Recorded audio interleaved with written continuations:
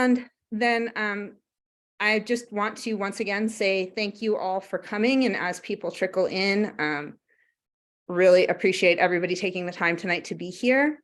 We're going to open our gathering today with a land acknowledgement. We intend to honor the Indigenous people and communities who are here and whose ancestors have cared for the land and ecosystems for millennia. We acknowledge that wherever we are in the world, most of us find ourselves on land that was the honored home of generations before we got here.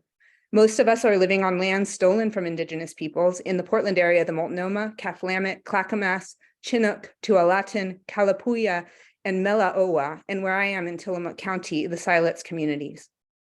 Despite the impacts of colonialism, white supremacy, and the climate crisis, Indigenous peoples are thriving and standing strong. And Indigenous voices and actions remind the rest of us to also come into right relationship with the land and with one another.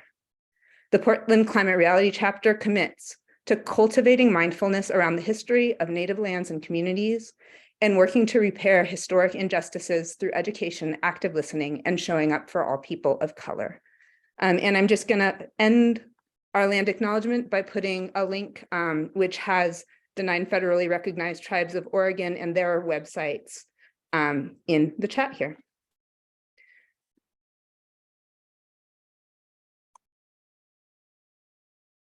So if you are not familiar with the Indigenous peoples of the lands you are living on, if you live in Oregon, what I just put in the website is a nice thing to look at and learn from.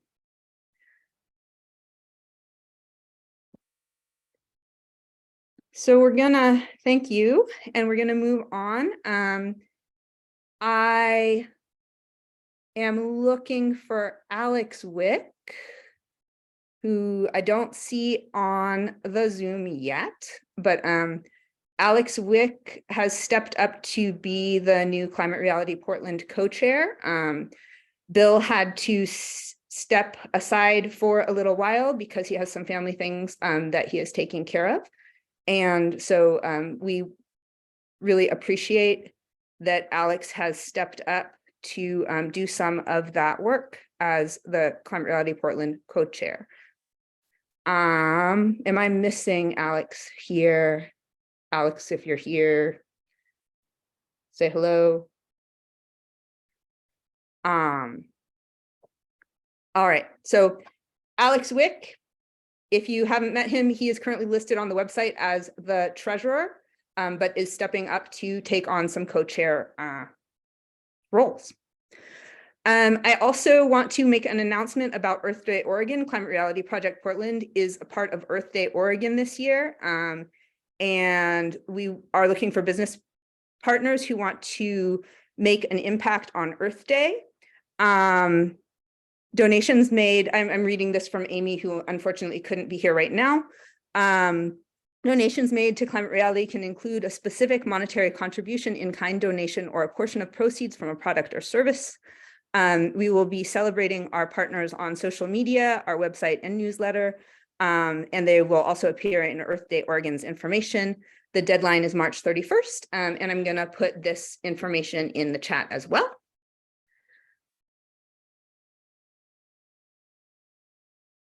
And is Rachel O'Keefe from Sunbridge Solar here yet? Rachel said she would be here and is also recovering from a cold, so won't be speaking today. But Rachel is a member of Climate Reality Project Portland and is with Sunbridge Solar. And they are one of Climate Reality Portland's Earth Day partners. Starting April 1st, Sunbridge has pledged to donate $10 to Climate Reality Portland for every kilowatt hour of solar power sold during the entire month of April. Sunbridge is a local B Corp. And an example of what they will do is if you sign up for a 10 kilowatt solar system with Sunbridge during April, Sunbridge would donate $100 to Climate Reality for that project. And so you have a double impact of switching to solar power and also supporting Climate Reality. Rachel plans to be at this meeting and was going to put her information in the chat so you or a family member who is interested in solar can go ahead and contact Rachel and and she can talk to you with no strings attached about solar systems that might work on your home. Oh, hey, Rachel. Rachel just put her, said hello in the chat, and I assume Rachel will be adding contact information. So if anybody's, hi. Do you want to wave again, Rachel? Awesome. Thank you for being here. Thank you for what Sunbridge Solar is doing for climate reality and the climate in general. Lynn Merrick, who is our climate education lead, would like to make an announcement. So Lynn, I'll let you take it away.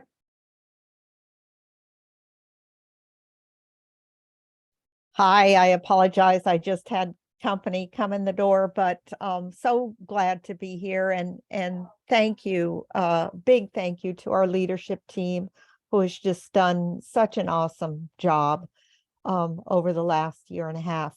The climate education work is going forward full force. We just had our first climate solutions fair for about 500 students over at Robert Gray Middle School. And we have 2 more coming up on April 27th and April 28th. One is at Park Rose Middle School and the other is at Roseway Heights. So both over in Northeast. We continue to look for volunteers. It's a kick. You're working with a great group of people, and we throw in lunch, and it's a way to interact with middle school students and share climate solutions with them. And yet you have an orientation and you have an experienced partner to work with. So you're not on your own doing it. So if you are interested, please contact me. I'm also putting the registration form in our chat, and my phone number and email. And any questions, just feel free to give me a call, send a message, or email. And thank you. If you know of people also who are not here tonight who might be interested in volunteering for an event like that, just feel free to put us in touch. Thanks so much. And I'll put that info in chat now. Thank you so much, Lynn. And I'm going to make one quick announcement. We have a legislative, I'm the co-chair of the legislative committee for Portland Climate Reality. And we have a meeting tomorrow night. So if you would like to sign up and attend and learn what we're doing regarding bills in Oregon's legislative session and talk about advocating for good climate solutions, I'm just going to put this in the chat.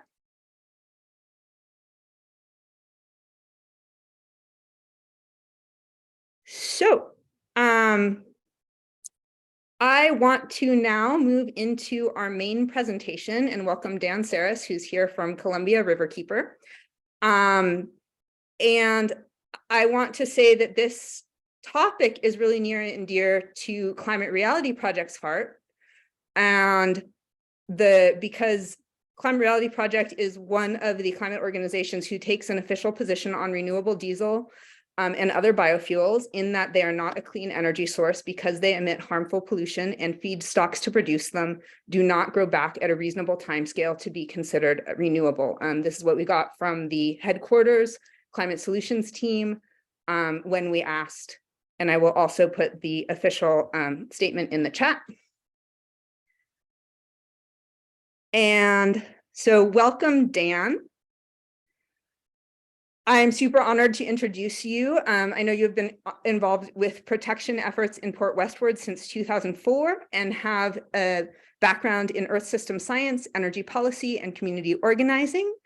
Dan has been with Columbia Riverkeeper since 2005, starting with a successful campaign to protect the Columbia River estuary forests and farmland from the Bradwood Landing and Oregon liquefied natural gas proposals and their related pipelines.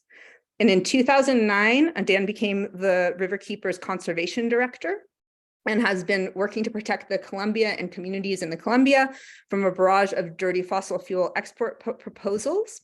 and is as well was a member of the Hanford Advisory Board and continues to support Riverkeeper's efforts to clean up the Hanford Nuclear Superfund site. Currently, Dan is working with the residents of the agricultural and monastic communities at Port Westward, who are organizing to stop the next refinery, and is here to talk to us about that and renewable diesel in general. Welcome, Dan. I'll let you take it from here. Thank you, Helena. Thanks everyone for joining and for having me. It's my honor to be here, and I recognize some folks who are very, very knowledgeable about renewable diesel here, people who've testified also directly about the proposed renewable diesel refinery at Port Westward. So kind of an overview of what I'm going to do. I'm going to quickly introduce kind of my background a little bit with Port Westward, and then talk about the refinery that's proposed there to give everyone kind of an up-close view of Oregon's largest proposal to produce, and really only proposal to produce refinery scale diesel right now. And then we'll talk a little bit, we'll take a step back and talk a little bit about some of the bigger questions around feedstock, and then do kind of Q&A, questions and discussion. So again, thanks for everyone for being here, and I'm going to share my screen and begin this presentation. Give folks some visuals here.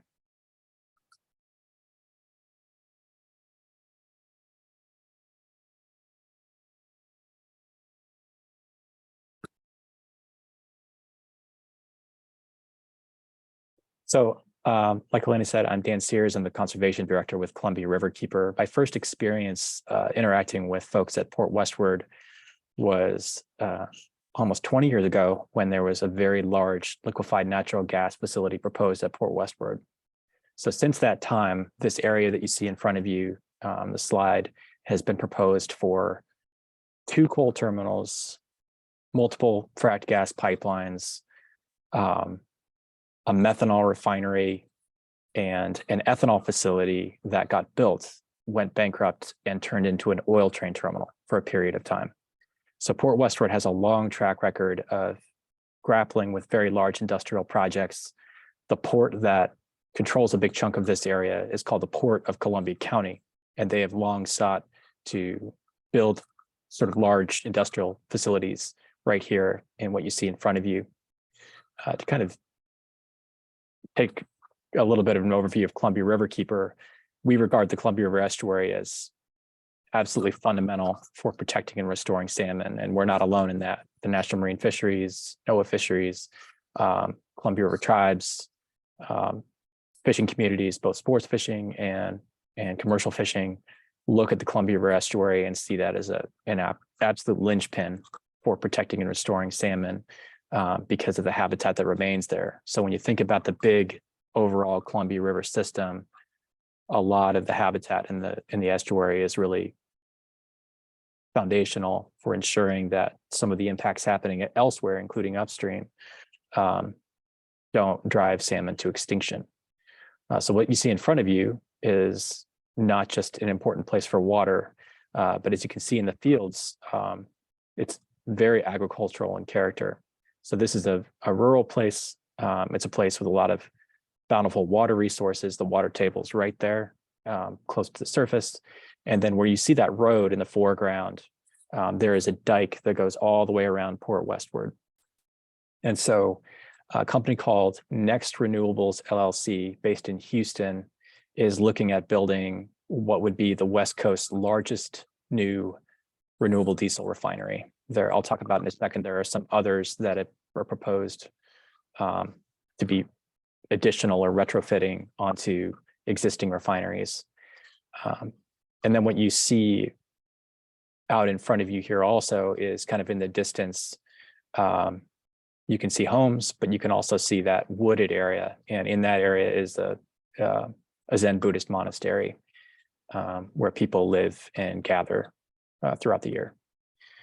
So I put renewable in quotes here, and we've taken to calling certain forms of quote unquote renewable diesel just non-conventional diesel, because it really does come down to the details of how this stuff is produced, what the feedstocks are, and taking a closer look at the siting of these facilities to make a better judgment about what's renewable and what's really just greenwashing. Again, this gives you a little bit more of a sense for what's proposed at Port Westward. The proposed next refinery would be located, you can see in kind of the bottom right, the layout area, and then kind of wrapping around it, the Port of Columbia County is seeking to convert a whole lot of land, over 800 acres, to heavy industrial use. Just upstream and just downstream, there is tremendous salmon habitat and water resources that are vital for everyone going down through the Columbia River estuary. So the proposal would be one of the largest producers of this form of diesel on the West Coast. It would use things like seed oils, animal fats, fish waste, waste products, soybean oil. We don't know. We don't know what they would use to make this diesel. They've talked a lot about using fish grease, but as I'll talk about in a little bit, the non-agricultural feedstocks are getting harder and harder to get. And so we have strong suspicions that they are going to be using things like oilseed crops and other agricultural crops to provide the feedstock that will ultimately go into the diesel. It's a very energy intensive process. A lot of folks are familiar with biodiesel. Biodiesel is much, much less refined than renewable diesel. Renewable diesel production is a full-on refinery. They use hydrotreating units to break down these feedstocks. They produce large volumes of hydrogen in these refineries to upgrade those feedstocks once they're broken down and kind of build back up a cetane molecule that's very pure. So what comes out of it in the end is a very high-grade form of diesel. These plants are also being, or these refineries are also being built with the option of producing jet fuel, what they call sustainable aviation fuel. So that comes out alongside, and some of them also produce liquefied propane gas, LPG. And so what's proposed with Next, they would use about 14 million cubic feet of fracked gas each day to make the hydrogen and to power the facility. That's a lot of gas. So the first thing to think about when it comes to renewable diesel is there is a significant fossil input to running at least this facility at Port Westward. Making hydrogen out of fracked gas is considered, definitely not green hydrogen. You'll hear different terms for hydrogen, and Helena has a couple graphics to show how big a role hydrogen production and use plays in these refineries. The facility would tap into the Clatskanie Public Utility District for 40 megawatts a day of power. So whatever their energy mix is, this would be the mix that's running the refinery. And then almost 2 million gallons a day to operate the refinery. That would produce 50,000 barrels per day of diesel and other fuels. So when you put all that together, it's a very, very large industrial footprint. And I'll show a map of the facility.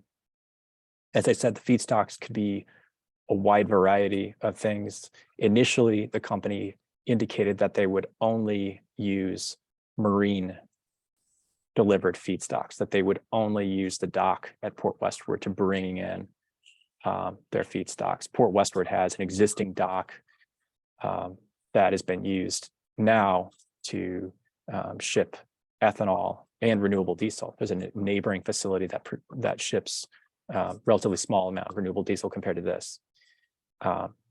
After a couple of years of this proposal being in the works, the company changed its tune and tacked on a 400-car rail yard, which definitely raised alarms in the community and opened the door to bringing in purpose-grown feedstocks to this facility.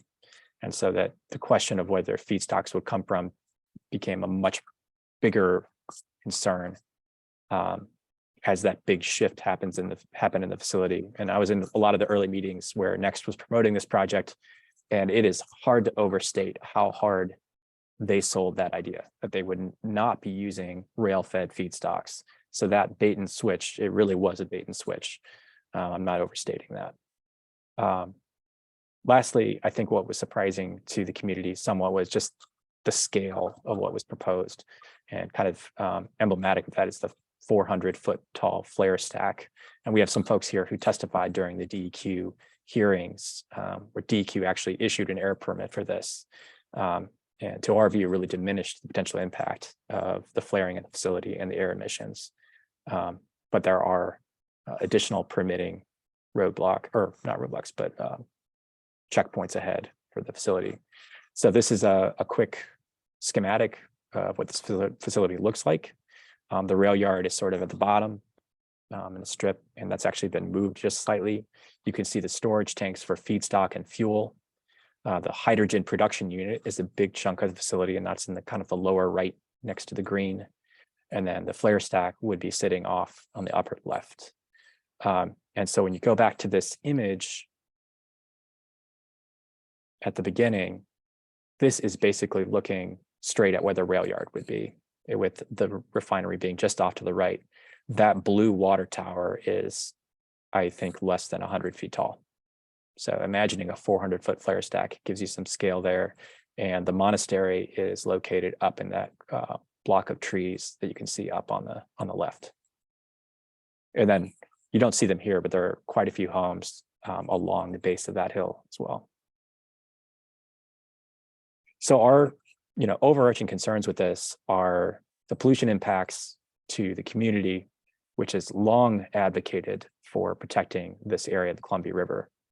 I should also say about the community, when Next Energy showed up, like most people, they were like, okay, renewable fuel, not oil trains, not a methanol refinery. Like, okay, this sounds potentially like a better option than we've seen before. And that worm turned pretty quickly because of the scale of the project, the amount of disturbance that would be needed, the impacts on neighboring farms, and then the company itself started raising real alarms with folks. And I'll talk about that briefly. When we looked closer at the refinery, we started to see all the aspects of what you'd expect in a refinery: major fracked gas use, the production of hydrogen from, not from electrolysis, which is green hydrogen, but from using fracked gas, and that going directly into the fuel. And then next, making a whole lot of unsubstantiated and difficult to prove claims about where it would get its feedstock. So you might have seen Willamette Week's reporting on this. They initially talked about this being, fish grease to renewable diesel. When you don't bring in fish grease with rail cars. I'll just summarize it, that there's a reason why they tacked on a 400-car rail yard to this facility, and it raised a real concern that they were just going to be bringing in stuff like canola or soybean oil. So Port Westward, as I've mentioned, is really a vibrant agricultural community. Folks at Port Westward raise world-class mint. You might have heard of the Sealy mint patties that you see in stores around town, or Sealy Mint Farm. They produce very high-grade mint oil, and then organic blueberries grown on a pretty large scale at Port Westward.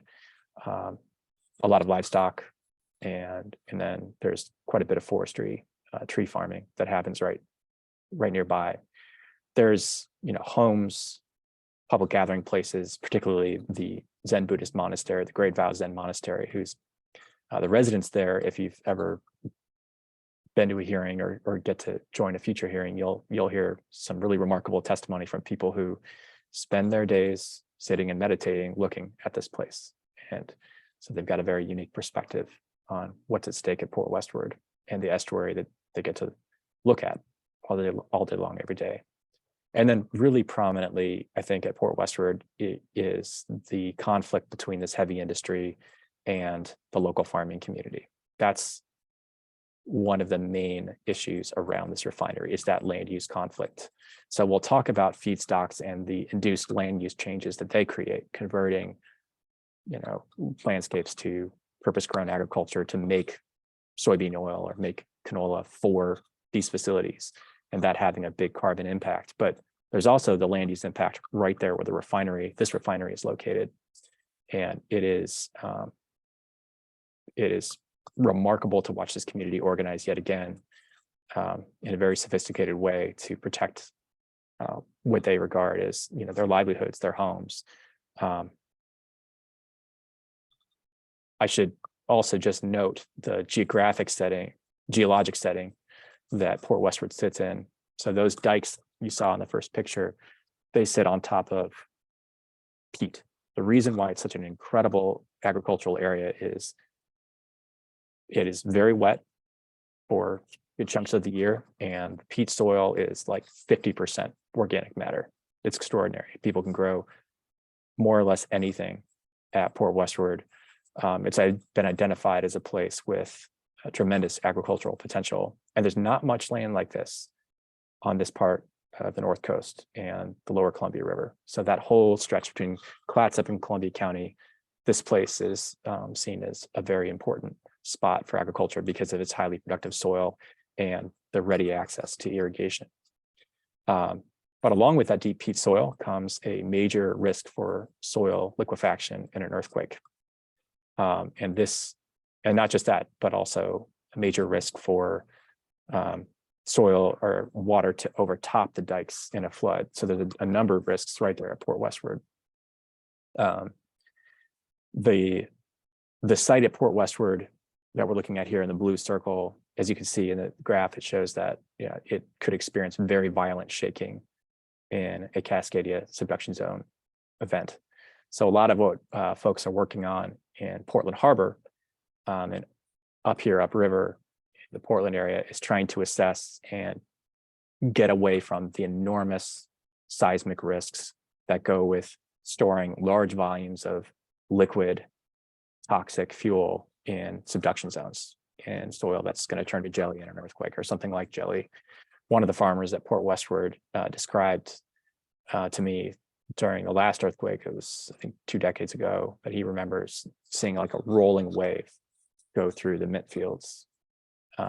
Very kind of dramatic example of why this is such a risky place. So one way to summarize this issue before we get too much further, for me, is even if you were the biggest fan of renewable diesel in the world, this is a really, really sketchy place to think about putting anything like this on this scale. And we've learned that over and over when it was coal, when it was oil, when it was a methanol refinery. This is, because of it, the volume, 1 million barrels of feedstock and fuel storage that they're talking about putting on this liquefiable soil. That should be very, very concerning. And so one of the agencies that has to look at this is the Army Corps of Engineers. They'll be looking at some of those risks, but also the Oregon Department of Environmental Quality still has a Clean Water Act permit to review and either issue or not issue. The reason why a spill is so significant is, again, the salmon sustaining habitat just downstream and that farming community that irrigates directly from drainage ditches and irrigation systems that are all immediately interconnected with the place where the refinery would be located. So whether it's a routine leak or a large spill, that could have a tremendous impact on that community. And then certainly if a vessel or a pipeline or another large aspect of the refinery were to break and leak, and that oil were to get out of the drainage district, and most times of the year they're pumping water out, so that those dikes protect it from flooding, and they're constantly pumping water to keep the table at the right place. Other times of the year, when it's drier in the summer, that's not the case. But right now, for instance, it's very wet and they're pumping water out. And so if there was a leak in a big way in the drainage district, it's not really an option necessarily just to turn off those pumps and contain it, because that might involve flooding the people who live there. This is another view of this stretch of the Columbia River. What you see just off on the left is actually the road that makes up the dike. And then just up to the right, just off the screen, is Crimmins Island, which is fisheries agencies have spent over $1 million restoring that for salmon habitat. And then you can see the shipping channel out there in the Columbia River. One of the things that makes Port Westward so attractive to these industries is the existing dock that's there and the relatively deep channel that's right there at Port Westward. And so this potential for marine shipments is has always been there, and that was one of the things that Next touted The rail link to this place, as I'll describe, is much more tenuous. It goes through the whole length of Columbia County. And if you drive down Highway 30, that's the rail line. You know, it splits the towns of Scappoose, St. Helens. And you can get a sense for, like, you know, if you're a mile-long trains going down that corridor are very disruptive. Let's put it that way. And that's why folks were so concerned about long oil trains coming in. And have expressed concern about this facility switching to bring in mile-long trains of feedstock. This is a view from the monastery, where they grow a lot of their own food and spend a lot of their days outside working. You can see off in the distance some of the tanks that are owned and not used by Portland General Electric. They were formerly backup diesel tanks, and have been basically mothballed at this point. These are folks from the monastery community who we've gotten to know very well through the years. And this was, we did a discussion with respect to the air permit for DEQ. And it just so happened that there was someone there who was getting a PhD in air quality monitoring and looking at the dispersion of volatile organic compounds. They testified at the hearing and were very concerned that the levels of volatile organic compounds coming out of this refinery would have a direct impact on folks here, some of whom have sensitive health conditions. DEQ did not consider this to be a sensitive location. This is mint farmer Mike Seeley at another community event pointing at the area where the refinery would be located. So the farmers in this area have become very engaged and very, very concerned on a number of levels. One is the direct impact to their farms, their crops. If anything were to spill into the drainage ditches that Mike uses to irrigate his mint crops, he would have a major problem. And that goes for other producers of, say, organic blueberries. They rely on those water systems entirely for their livelihoods. They're also concerned because to mitigate the enormous amount of removal and fill activity. So next is going to destroy about 140 acres of wetlands. To mitigate for that, they have to flood or create a mitigation site that's 3.5 times that size. And that would abut one of these dikes that the local farmers are very concerned about its stability and its ability to not have water boil up underneath. So that's kind of counterintuitive that the mitigation part of this is for the local community almost as controversial as the refinery itself. So these very specific local issues end up being really important. The bigger picture, when you take a step back and think about the facility as a whole, Kathy brought up at the beginning, how much of this carbon pollution DEQ is really accounting for. When you put it all together, the facility itself would release 1 million tons of greenhouse gas pollution each year. Quite a bit of that is from biogenic sources, so it comes from the feedstock itself, which would be a bio feedstock, and DEQ doesn't consider that necessarily part of the pollution ledger, although they did acknowledge it in the air permit. 140 acres of wetland and sensitive drainage infrastructure removal and fill. The Army Corps has called this one of the largest projects they've seen in the last 10 years. They'll be developing a draft environmental impact statement between now and the end of 2023 that should take a harder look at these impacts. And then the state of Oregon has to make a decision about whether this level of impact will comply with Oregon's rules under the Clean Water Act. As I mentioned, the total storage of the facility, 1 million barrels of diesel, jet fuel, feedstock. So that's not something we see all over the place in Oregon. You see that kind of facility, that type of storage in Portland Harbor, on the lower Willamette River. But Oregon does not have refineries on this scale. And so the other facilities we've seen that produce, for instance, biodiesel, are nowhere close to this level of industrial impact. And I've already mentioned these other aspects. On the gas use, I should mention that 14.2 million cubic feet of gas per day is about the same as the city of Eugene. Helena, go ahead. Yeah, I'm going to pause you because you mentioned something that I'm guessing that other people will also want to have described to them a little bit more. Volatile organic compounds are like, what are those and what are the health effects? And why doesn't DEQ think that's a sensitive area? Yeah, you can pick it's one or all of those questions if you think they're worth sort of. so.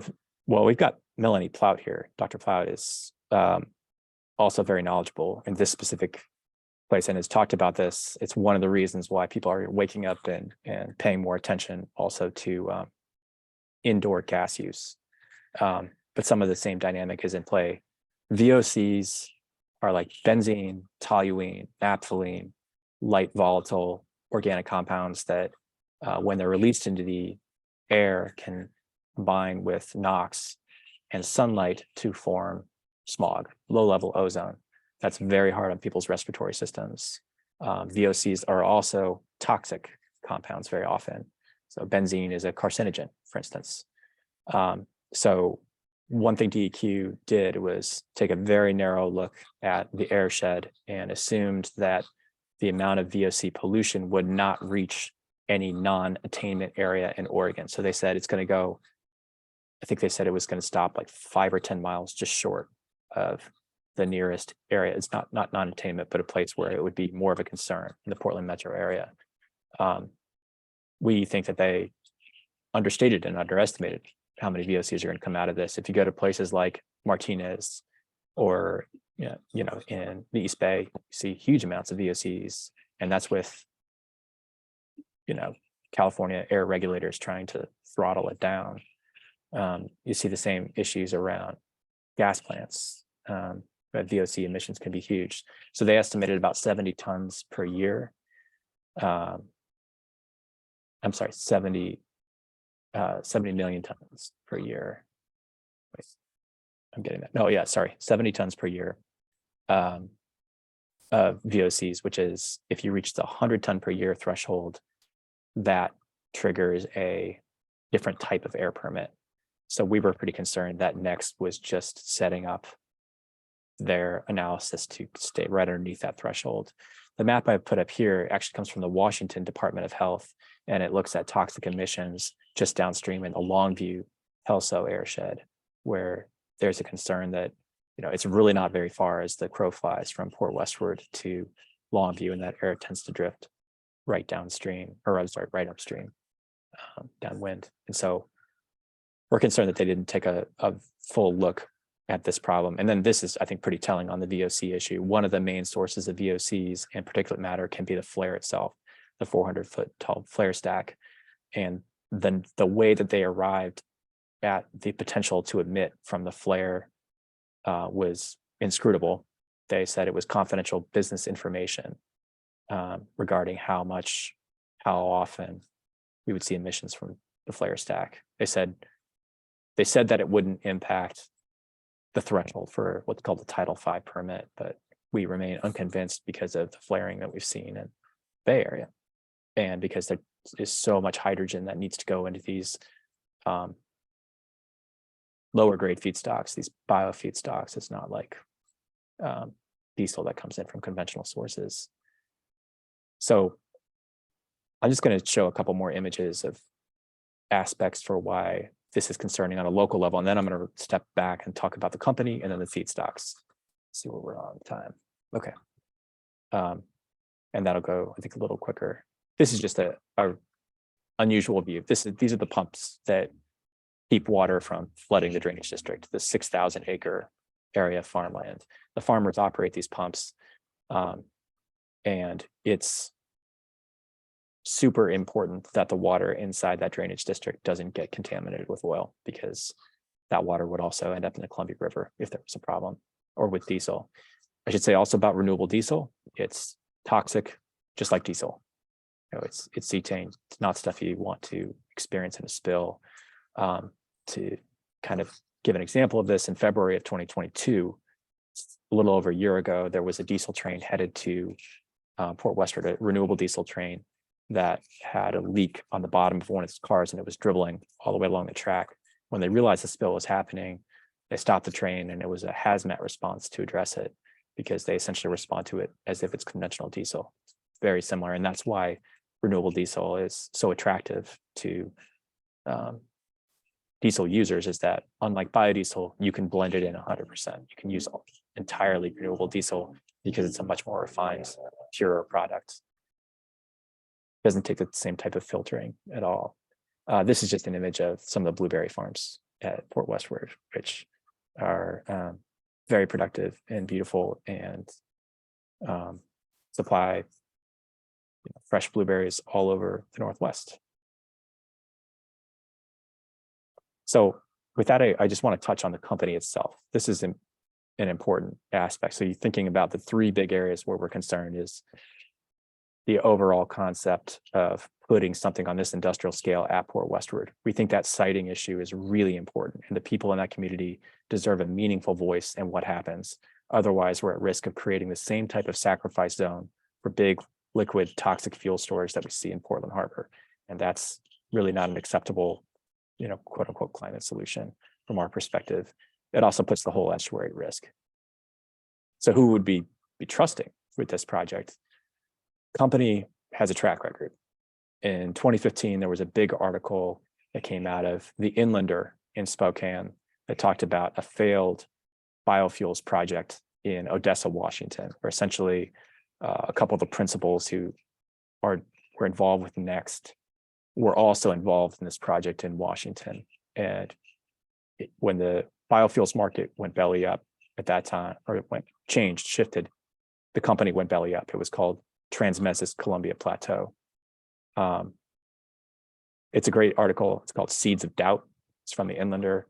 OPB picked up on this story at the same time, and they did, unusually, a footnoted, lengthy story about the businessmen who wanted to come to Longview. So the same group that's now in Oregon initially proposed something similar in Longview that was going to move oil products and LPG with some renewable fuel aspect.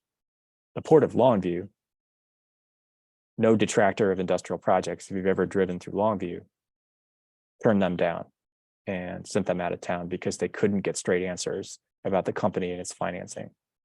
And so they ultimately jettisoned what was then called Waterside.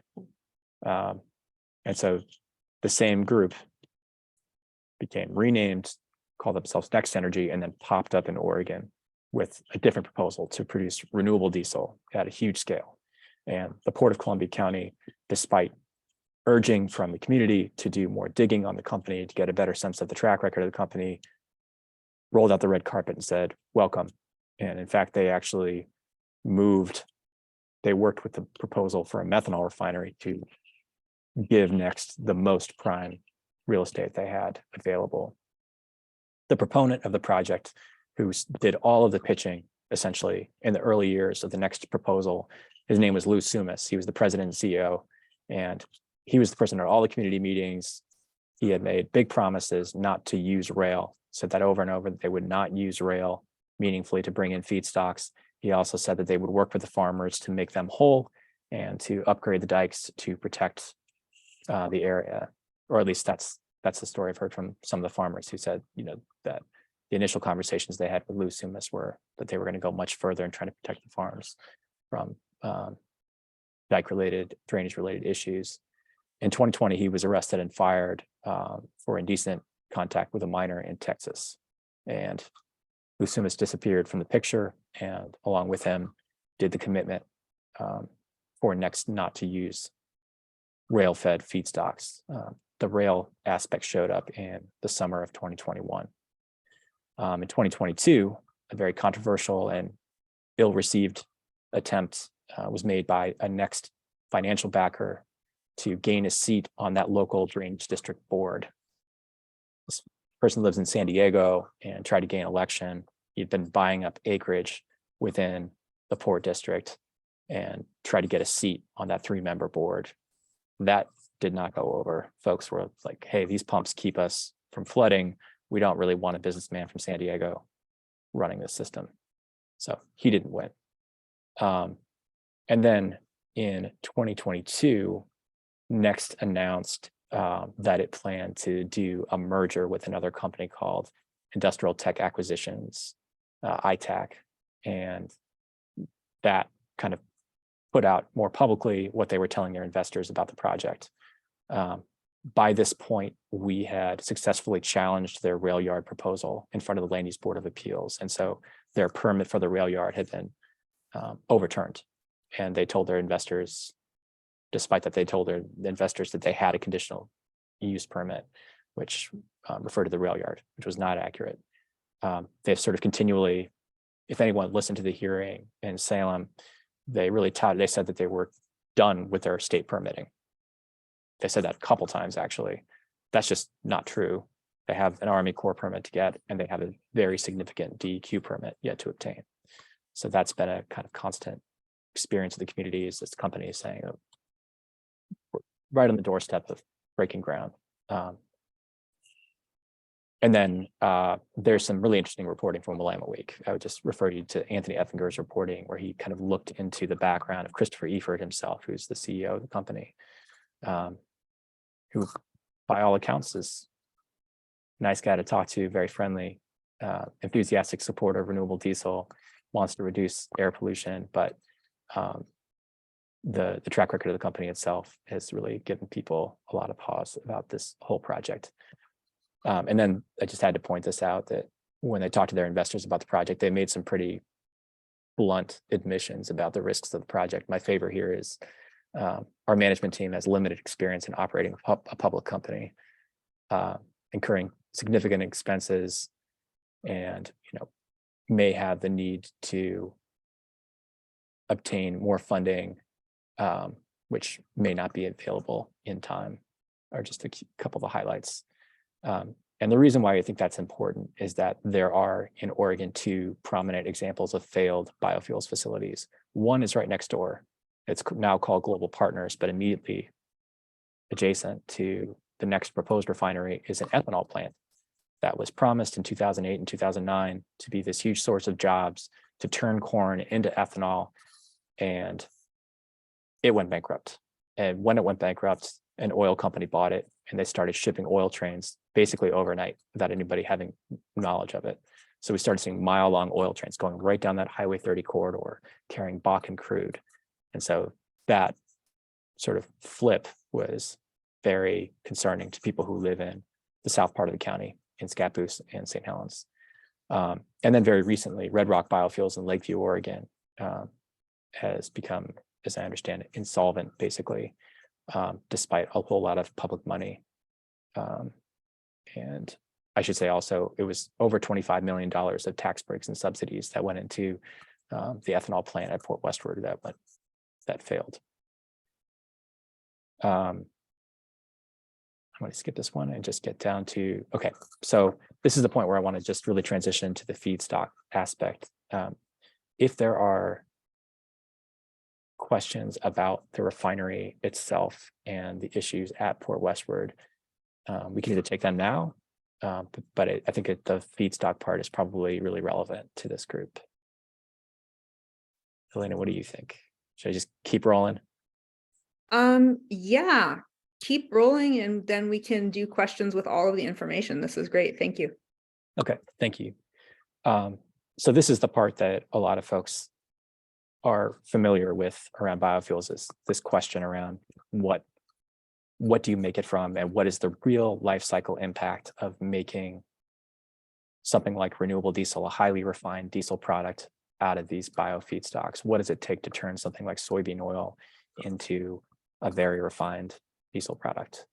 And the reason I talk about soybean oil is that's by far the most likely source in North America right now. It is, the big companies are turning to soybean oil because it can be produced on a scale that is useful for these very large refineries.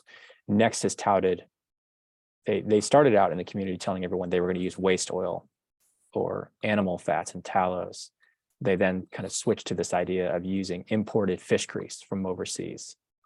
And when they added the rail yard, that's when everyone realized, okay, this is just going to be more canola or soy.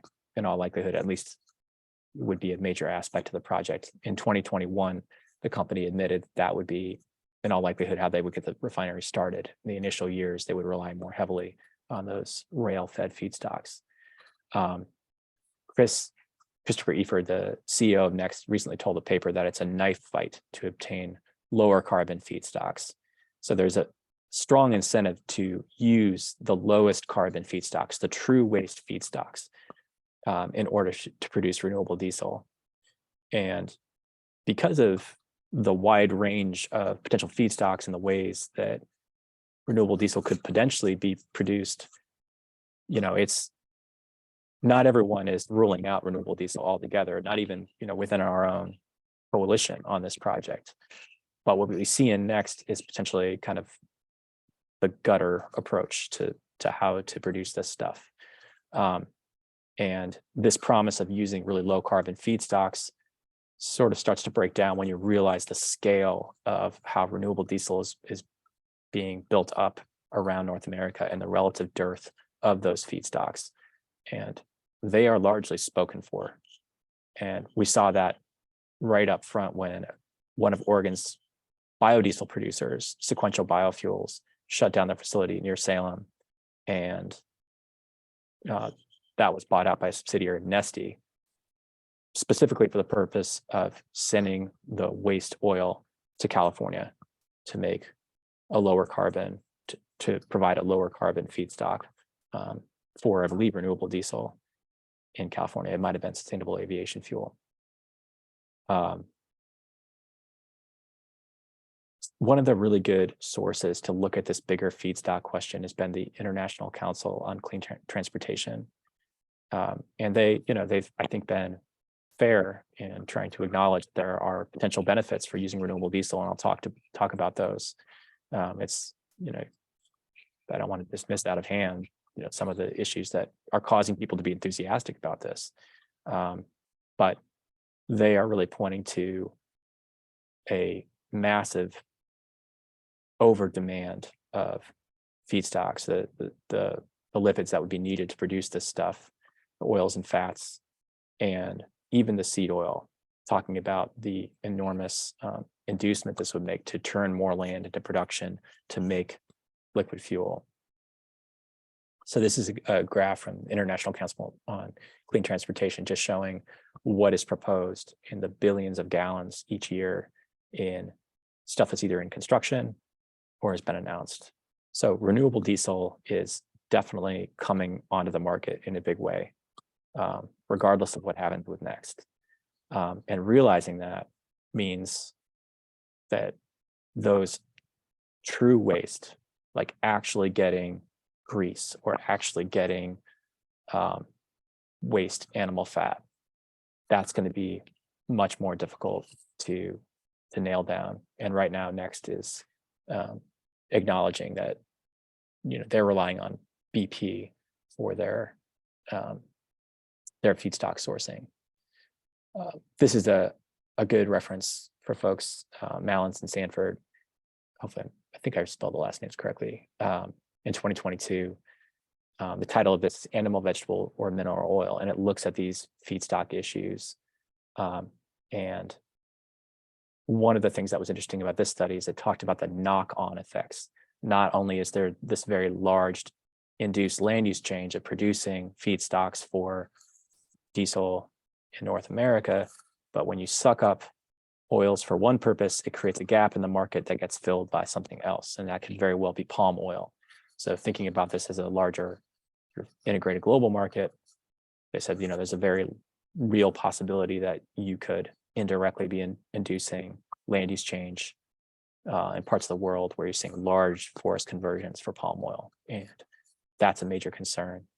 In general, the induced land use change of diesel produced from purpose-grown feedstocks would be much higher than the true waste feedstocks, not surprisingly.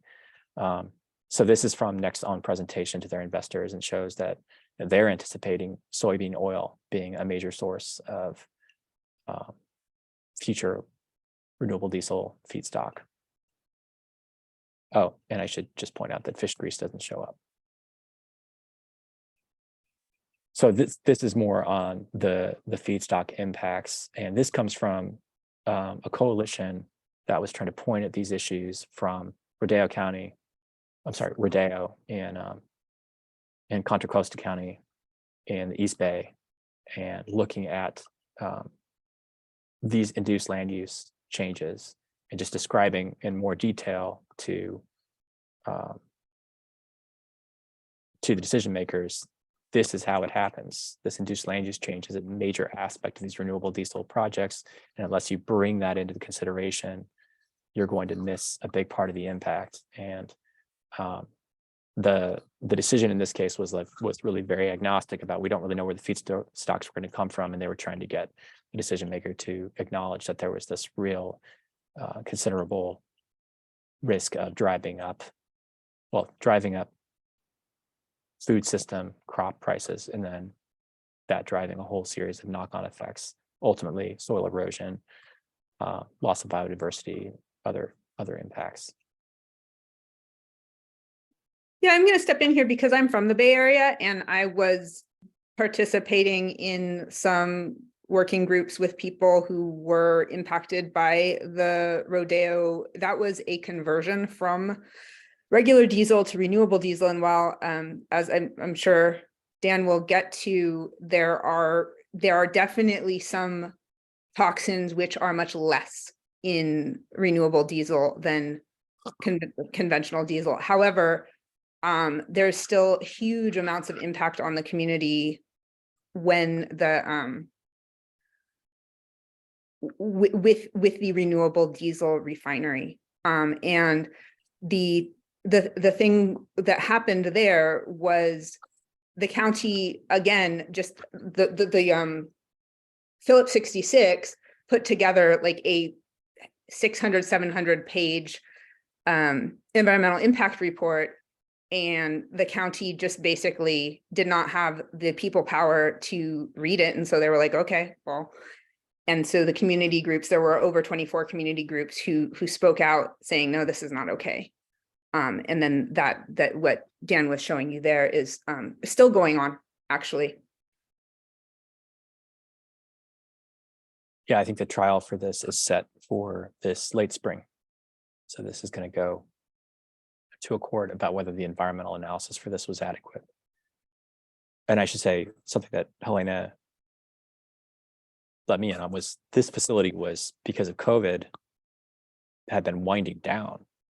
And so the community had been hopeful that they would experience better air quality over time. And then this kind of came as a fortunate reversal for them. This is just taking a quick look at next. And again, why we're fairly convinced that less renewable feedstocks more purpose-grown feedstocks from inland are part of the proposal. It's just a quick snapshot of part of their rail yard. So you can see the scale, six lines wide at one point. And this is the revised design. This is after we got their land use permit revoked for the rail yard.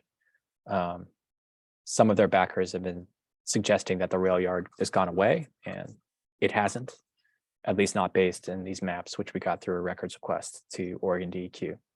So the project has been morphing quite a bit. They've talked about adding more tanks. They've moved this rail yard, the land that they moved it onto, some of it is actively farmed. And then it also changes the impacts on those drainage systems that are so important to the area. So on this life cycle carbon impact from different feedstocks, it ends up being something that the city of Portland actually took a pretty direct look at when it updated its renewable fuel standards. And it landed on this idea that it would require a carbon intensity of 40. And you see the graph on the right comes from the Bureau of Planning and Sustainability in their Clean Fuels program. And so they look at conventional diesel, comparing it with biodiesel. Notably, biodiesel is a little less carbon intensive, but biodiesel can only be blended in up to 20% because people who run tractors, it'll gum up the tractors and sometimes pretty badly. So I worked with a farmer who had this problem and said, I can't run biodiesel the way I'd hoped. So that's a real problem. Renewable diesel comes in just a little bit higher than that. And the issue with renewable diesel, again, is that you can use it entirely. You can use 100% renewable diesel or 99% renewable diesel. And at that higher blend, we'll talk about, it does have clean air, potential clean air benefits, according to California Air Resources Board. But really importantly here is this question of carbon intensity, because where you set that line, whether it's 40 grams of carbon dioxide per megajoule or 60, that gap pushes, one, it gobbles up a lot of the carbon advantage, but it also opens the door to these much less sustainable feedstocks. And so right now there's a Senate bill, Senate Bill 803. Some folks here testified on this bill. And one of the biggest concerns we have about it is that it sets a pretty permissive carbon intensity standard of 60. So a lot of the folks who gave presentations beforehand were telling the Senate committee about the advantages and the low carbon intensity of the fuels they were getting, but they were really talking about stuff that was made out of true waste feedstocks. So getting below that 40. What the city of Portland identified was that you needed to set a threshold somewhere in that ballpark in order to avoid the higher life cycle impact feedstocks. So there's a work session coming up on potentially, maybe scheduled on March 28th, 2023. And I think one of the core asks to that committee has been, can you consider dropping that carbon intensity threshold down to 40 to avert at least some of these knock-on feedstock issues? We did not support the bill because of that, and because we think it really turned a blind eye to the refinery, the local refinery issues, both at Port Westward, but also, as Helena has indicated, there are large coalitions in the Bay Area looking at some of the largest renewable diesel production facilities in the world and seeing major environmental justice concerns. One of the reasons we're also interested in this carbon intensity question is we don't think Next can meet it with, if it's bringing in purpose-grown feedstocks from inland. And they told their investors that they expect to have a base weighted feedstock carbon intensity of 44.29 in 2026, hoping that that decreases over time. So considering that, it seems important, if Oregon doesn't want to get in the business of promoting the least sustainable versions of renewable diesel, to set that carbon intensity standard as aggressively as possible. And Portland at least attempted with its setting the line at 40. And so one of the things that's really important, that initially we struggle with this question, like, do we oppose renewable diesel as an organization? Does this community oppose renewable diesel? And one of the reasons why renewable diesel can be attractive is that it burns cleaner. There are data showing that if it's blended in entirely, if it's mixed with other diesel, it lacks those benefits on the same scale. But if burned all on its own, it reduces toxic emissions and diesel particulate emissions fairly significantly. And so for communities that are breathing a lot of diesel pollution right now, it's really important to not dismiss the necessity of reducing diesel emissions. Obviously, we think the best and shortest path to that is electrification. That's not going to work necessarily for all applications in the time frame that folks are thinking about it when they promote renewable diesel. And so they're thinking about sustaining diesel engines with renewable diesel in order to bring those emissions down. There's also a big effort to improve the quality of renewable diesel, or sorry, improve the quality of diesel engines themselves. And by 2035, we should be seeing new diesel engines across the market. And that on its own should also reduce diesel emissions significantly. But reducing diesel emissions is super important for frontline communities. And that's why it's a tough question around renewable diesel as sort of an abstract idea. When you get down to the nitty-gritty of how this stuff is being produced in communities, we see sacrifice zones being created in the East Bay and potentially at Port Westward. And so there's a clash of what we want to see happen in theory and what ends up happening in these intense hotspots of pollution. So this is a graph. This is, again, to point out, this is the International Council on Clean Transportation. So their analysis isn't wildly one-sided. They pointed at this potential reduction with renewable diesel over fossil diesel in some key air pollutants, including, you see there, SOx is the big one. But also some with VOCs. And when you think about VOCs, so thinking about this versus what you heard about the refinery, the huge amount of VOCs that come out of these refinery complexes, there's a lot to consider. This is Vancouver, Washington, a place where Columbia Riverkeeper is organized a lot to try to protect the community from very large oil terminal proposals. The largest oil terminal in North America was proposed right there in Vancouver. And so we had quite an experience over years organizing there. But this is just to point out, diesel emissions are a big problem. Washington has this really great tool called the Washington Environmental Health Disparities Map. And if you've never used it, it's from the Washington Department of Health. It was developed by the Environmental Justice Task Force from the state of Washington, a group of frontline community leaders who said, this is the way we should be depicting, or this is one way we could start to depict the impact in our communities, is by combining census data with the environmental exposures they're experiencing and the health outcomes they're seeing. And so again, reducing diesel pollution is very, very important. And that's one of the reasons why a lot of the folks we work with, like here, are pushing as hard as we can for electrification as quickly as we can across as much of the economy as possible. I just wanted to point this out that, there are other sources of renewable diesel that are coming online that are going to beat next to the market no matter what happens at the refinery at Port Westward. And to Helena's point, those have major impacts. So again, Phillips 66, I had to point out a couple of these issues: air quality, odor, hazardous materials, water quality, and this quote, odor similar to an animal and/or food processing facility. Those leading to significant and unavoidable impacts to a wide range of resources. So a large coalition represented by the Stanford Environmental Law Clinic is taking this to court. And then another facility not too far away in Martinez, proposed by Marathon, which was incidentally the company that was sort of behind the Vancouver project, or bought the company that was behind the Vancouver project. Marathon, a huge refiner, is doing something similar and proposing a very large addition and retrofit to their refinery to produce renewable diesel. And you can see this pretty robust list of advocates speaking up against this project from a wide range of different perspectives. Environmental justice organizations like Communities for a Better Environment, Interfaith Climate Action, Natural Resources Defense Council, San Francisco Baykeeper, the Waterkeeper Alliance, another organization.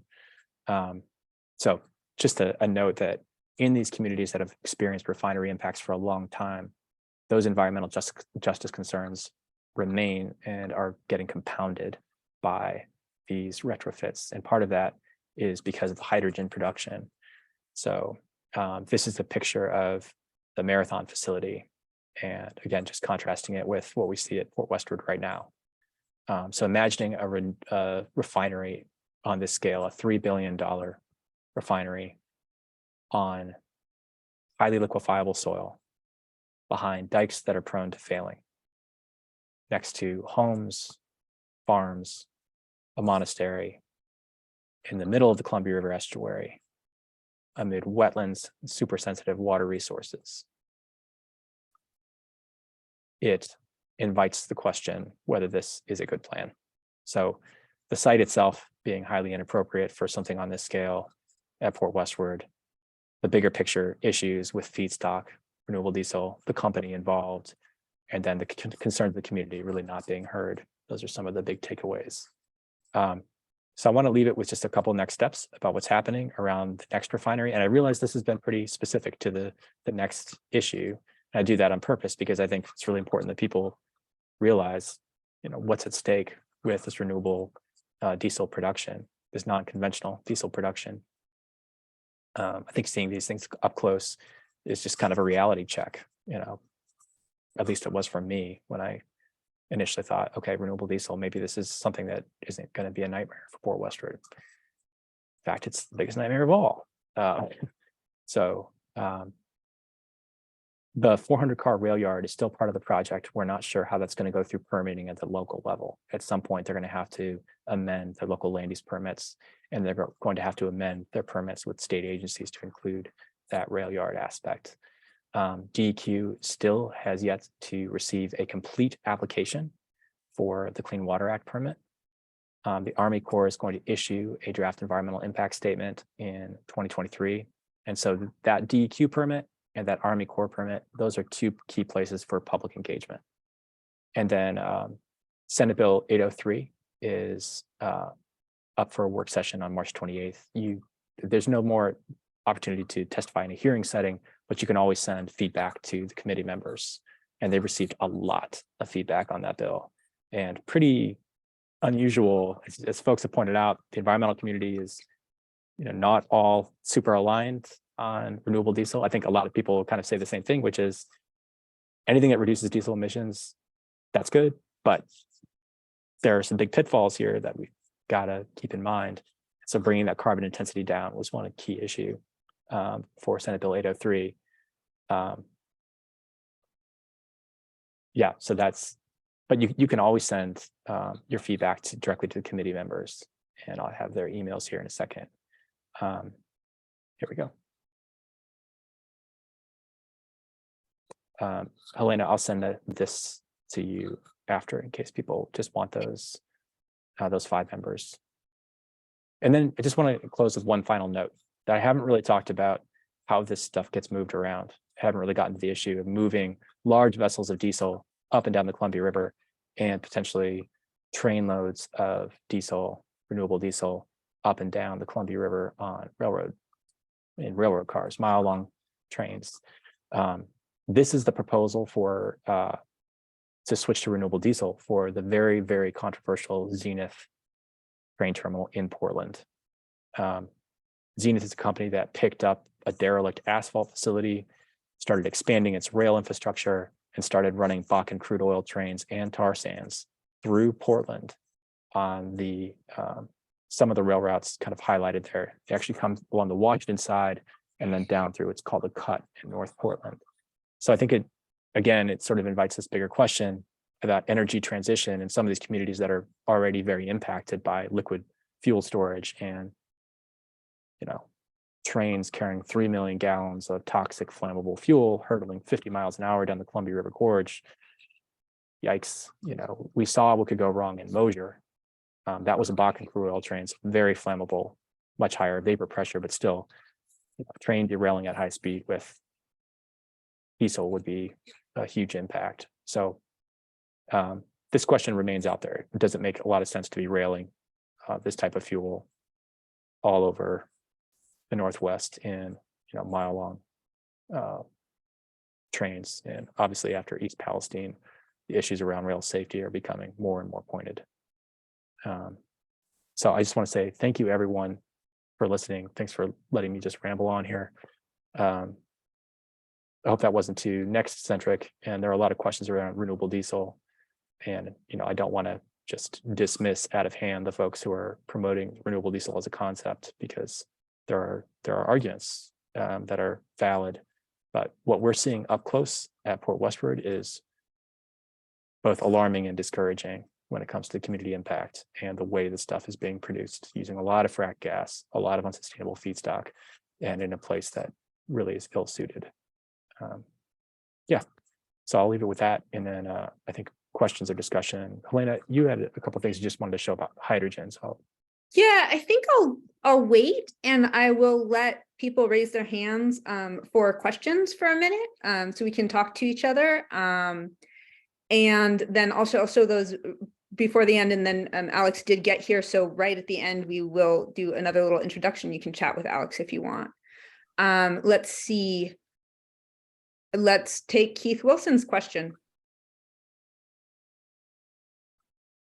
Elena, I hope you're okay if I comment, and then certainly Dan, you can respond with and from the comment. Dan, first of all, it's nice to meet you.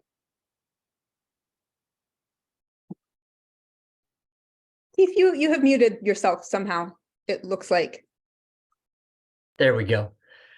Comments, and then Dan, you can certainly respond, not necessarily a question, but I'd like to start by just saying, Dan, for this past many years, I've been a big follower and appreciate all the things that you've done for our community. You've been a very important part of some great decisions and changes we've done.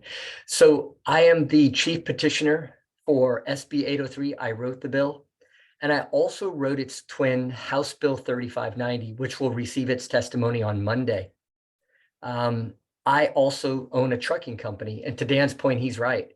The goal is electrification. And I'm going to receive the first 3 electric trucks in Oregon in May. And they're delayed by a year already.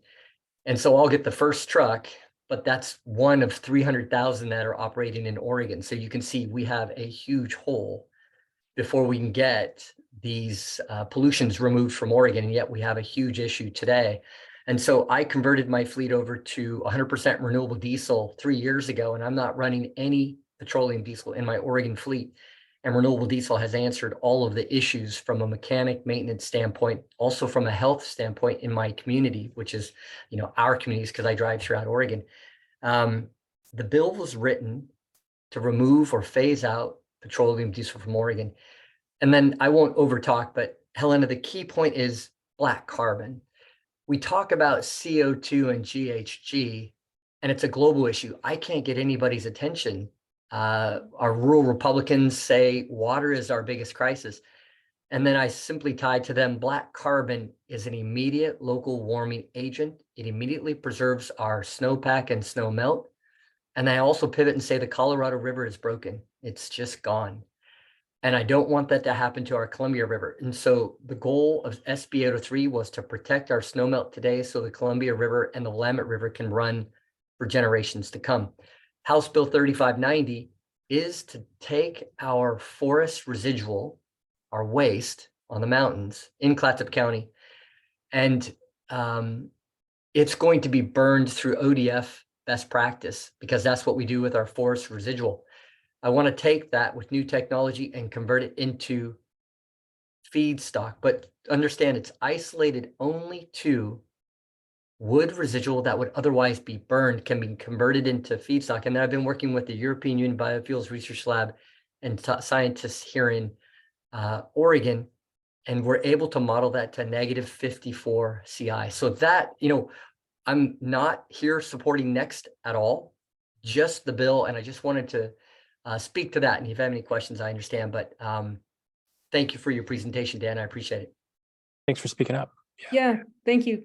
Thank you, Keith. I'm gonna say one thing about carbon intensities, and this came in a comment on SB 803 by somebody who wrote for the biofuel section of the 5th IPCC report. The carbon intensities are what the questions are asked by the people who are making the numbers.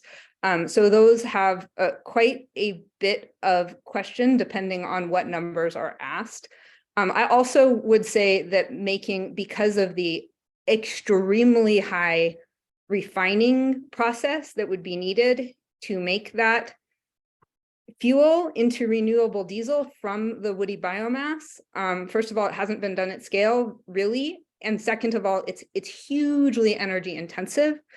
And so there are huge environmental justice issues with burning biomass, but from an energy perspective, it would be better to just use it for electricity, in my opinion. I will show real quick the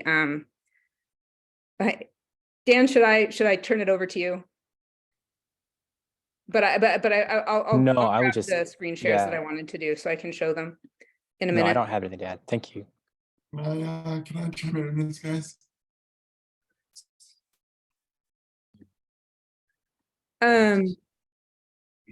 So let me just show a screen share here. This is from Greg Karras, who works with people in Are you seeing my whole screen? That is not what I want. Let me stop the share and do this over. So basically what I'm showing you in a minute, apologies for my mess up here.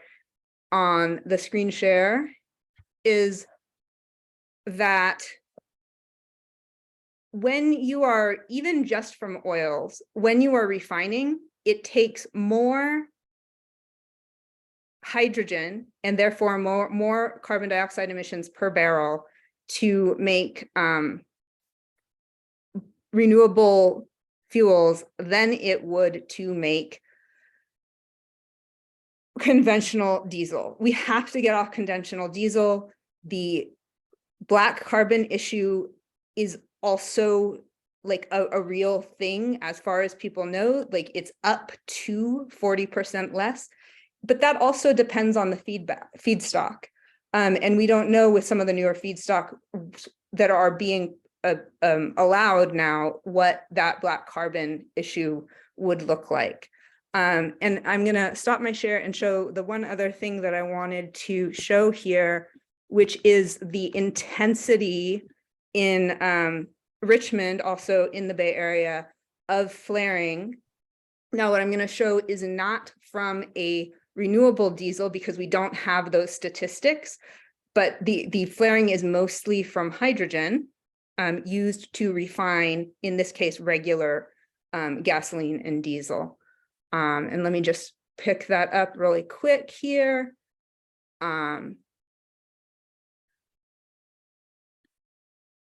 So this again comes from the Bay Area Air Quality Management District statistics on flaring.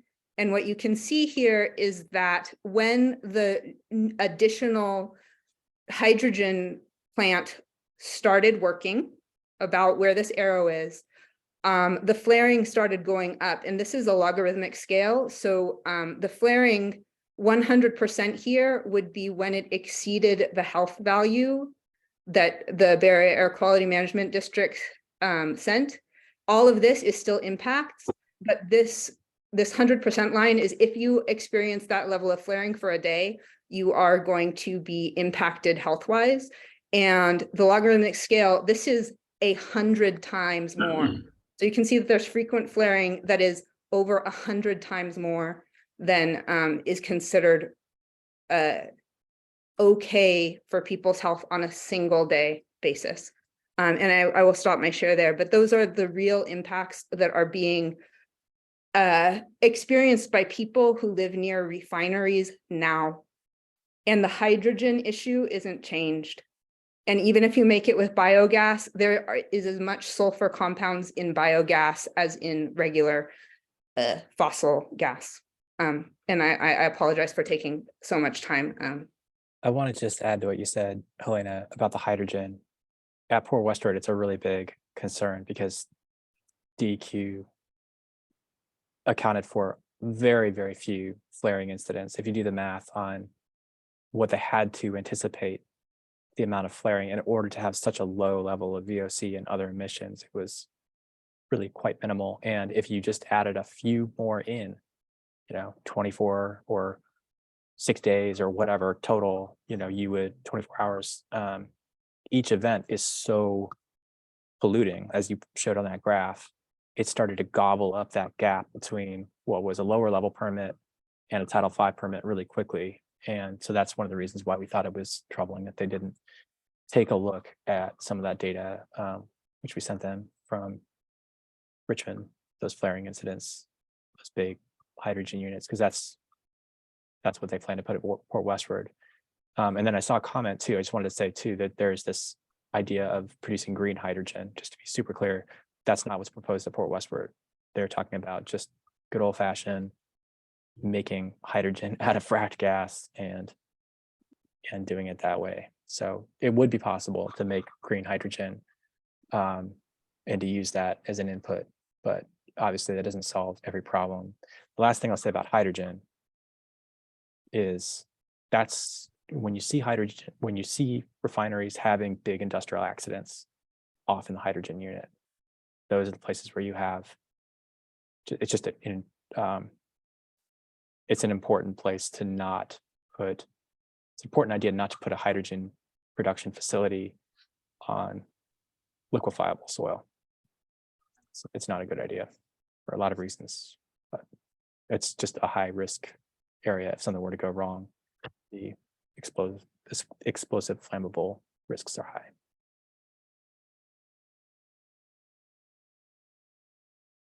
Are there any other questions? And I think probably everybody who is still on this meeting would be happy to like set up a chat with anybody on this call, is my guess. So if any questions, raise your hand.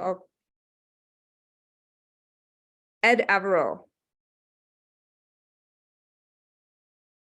Ed, you are muted.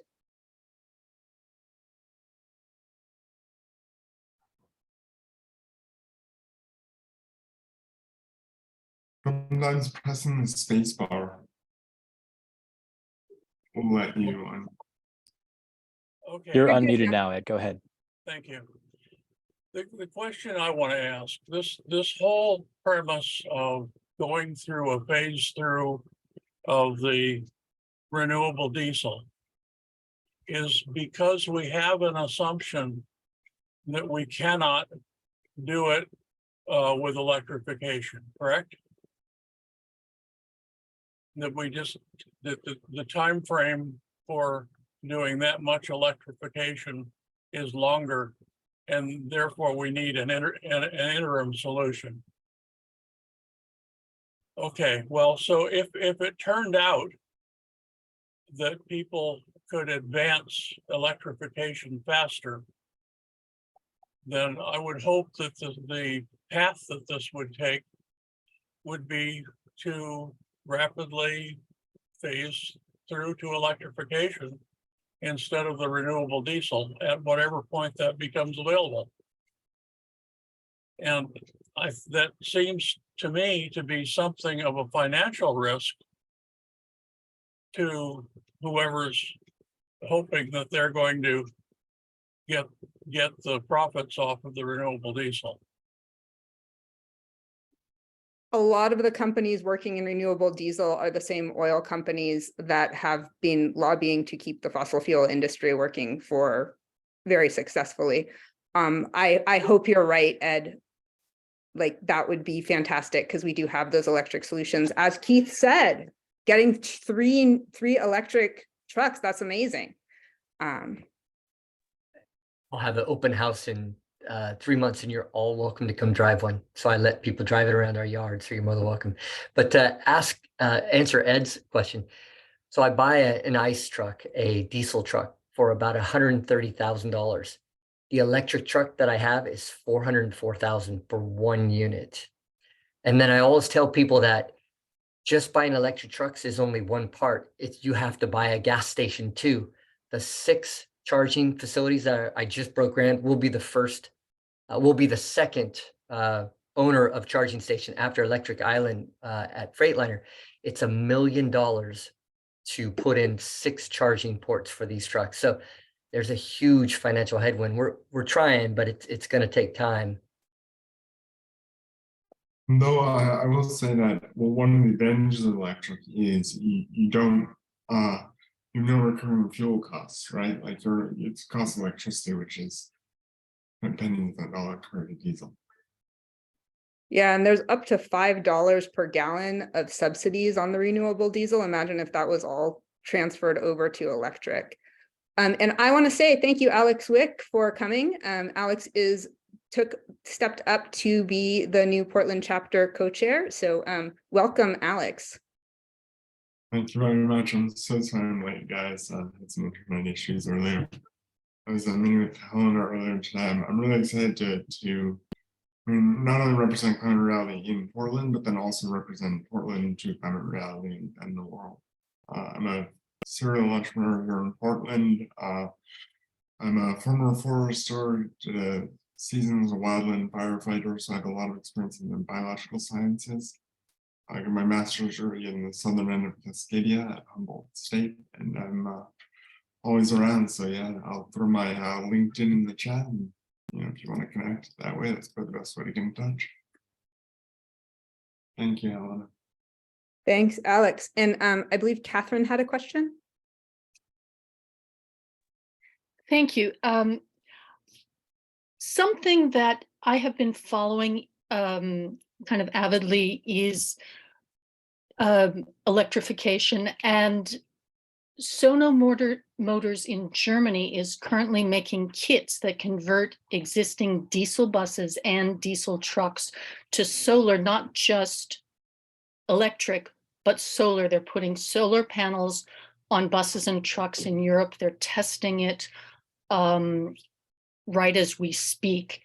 And for anyone who would like to know more about this, I'd just like to put a link in the chat to their solar bus kits. I mean, you park your bus in a sunny spot and you're literally fueling your vehicle. Wow, that's very cool. Thanks for letting us know. Put that, yeah, let us see that. We are, thank you all. Like, we are having a great conversation. It is 8:35. Nick is our tech tonight. Nick, are you needing to close out? Not at all. It's if people are engaged in the conversation, we've got a bunch of different perspectives here. It's a really important conversation to have. So people are welcome to hang out for a bit, but good to mention the time. And I would like to really thank our presenter, Dan. Thank you so much for all this information. It's a huge amount of detail that we are really, really grateful to have. Thank you for having me. And there's a lot more out there, and Helena has done an amazing job of already putting together resources. Some of the resources I referenced, I learned about from Helena. So thank you, Helena, for inviting me. Thank you. I second Nick's. I hadn't realized the time until Nick told me, and then I was like, oh my goodness, wow. And definitely want to thank you for taking your Tuesday night to be here and tell us what's going on from the community perspective. And I want to thank everybody who is here, because this is a complicated conversation. And I know I have a couple of things in the chat that I need to get people, so I will get those to you. I think I have everybody's email who I need. And we will be posting this recording on our website, climaterealitypdx.org.